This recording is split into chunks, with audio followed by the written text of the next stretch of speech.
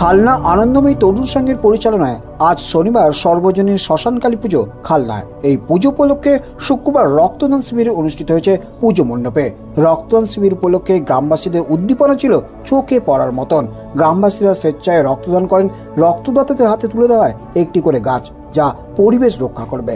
এই গরমে রক্ত চাহিদা চরমে ওঠে, সেই কথা মাথায় রেখে রক্তদানের উদ্যোগ বলে জানিয়েছেন উদ্যোক্তারা। রক্তদান শিবির ও শ্মশান কালী পুজোর আয়োজনে খালনা আনন্দময়ী তরুণ সংঘ। কল্যাণ অধিকারী, দেখতে থাকুন আমতা 24/7। শ্রী শ্রী শ্মশান কালী মাতা পূজা অনুষ্ঠান উপলক্ষে অনুষ্ঠিত হচ্ছে রক্তদান উৎসব পরিচালনায় খালনা গোড়ামোষ আনন্দময়ী তরুণ সংঘ।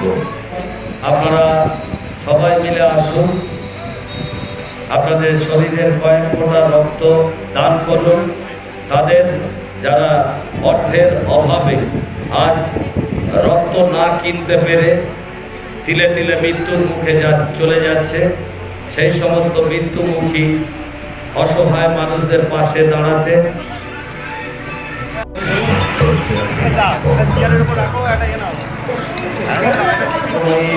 তরুণ সংঘের পরিচালনা